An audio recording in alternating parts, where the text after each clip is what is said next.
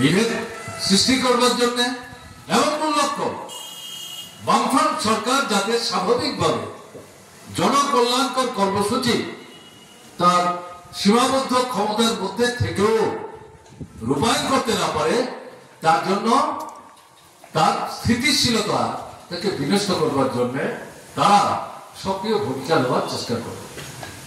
তাদেরই তৈরি করা সংগঠন তথাকথিত আমরা বাঙালি পলিটিক্যাল পার্টি, এবং এই তথাকথিত আমরা বাঙালি যে সংগঠন তাদের গোপনীয়তা রক্ষা করে সশস্ত্র সন্ত্রাসবাদী বাহিনী তারা তৈরি করলো, তার নাম তারা দিয়েছিল বাঙালি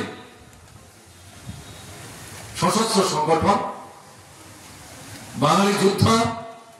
এবং তাদের লক্ষ্যটা ছিল উপজাতি সন্ত্রাসবাদীদের যেমন লক্ষ্য ছিল বাঙালিরা, আর এদের লক্ষ্য ছিল উপজাতিরা।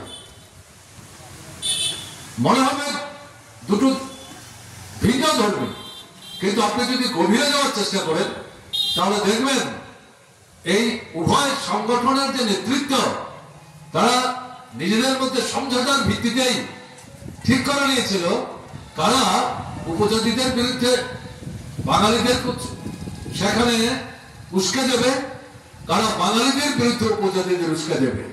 এই উপজাতি বাঙালি তাদের মধ্যে ঐক্যকে যদি বিনষ্ট করা যায়, যে কোটা হচ্ছে বামফ্রন্ট সরকার প্রতিষ্ঠার মূল ভিত্তি, তাহলেই ত্রিপুরার পরিস্থিতিকে ছাড়খাড় করে দেওয়া যাবে।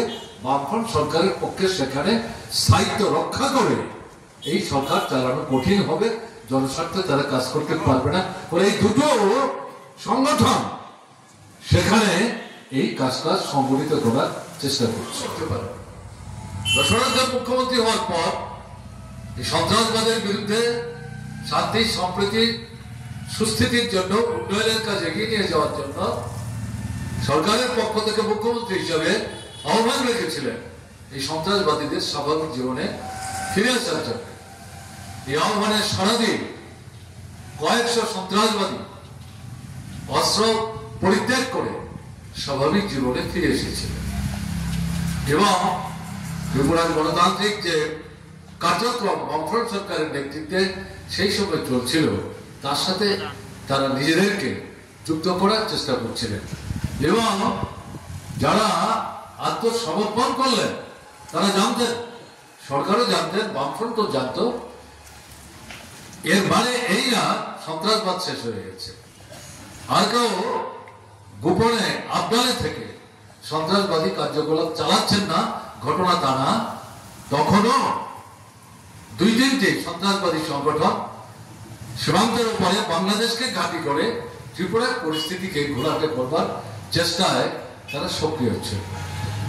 তাদেরকেও আহ্বান করা হচ্ছিল সরকারের পক্ষ থেকে, বামপন্থী ফ্রন্টের পক্ষ থেকে, বিভিন্ন গণতান্ত্রিক সংগঠনের পক্ষ থেকে, বিশেষ করে যারা সন্ত্রাসবাদের পথ পরিহার করে স্বাভাবিক জীবনে ফিরে আসলেন তারাও বিনীতভাবে তাদেরকে আহ্বান জানাচ্ছিলেন যে আমরা আমাদের জীবনের তিক্ত অভিজ্ঞতা থেকে বুঝতে পারছি এটা পথ না, আগে স্বাভাবিক জীবনে আমরা ফিরে আসবো। পরিণতিতে ত্রিপুরার বিভিন্ন জায়গায় বিশেষ করে বিশ্ব জনবসতি এলাকায় এই সন্ত্রাসবাদীরা সুনির্দিষ্ট লক্ষ্যকে সামনে রেখে এই আক্রমণগুলি সংঘটিত করছে। এই সশস্ত্র উপজাতি সন্ত্রাসবাদী যে সংগঠনগুলো, তারা বাঙালির বিদ্বেষী বক্তব্য উপস্থিত করে উপজাতি জনগণের মন মানসিকতাকে বিকৃতিতে ভরিয়ে দিয়ে উপজাতি অনুপজাতিদের মধ্যে বিভেদ সৃষ্টি করে ত্রিপুরার যে পরিস্থিতি তাকে বিষাক্ত করার চেষ্টায় তারা লিপ্ত ছিল। ফলে ত্রিপুরার বিভিন্ন জায়গায় একেবারে সাবরুম থেকে ধর্মনগর পর্যন্ত, বিশেষ করে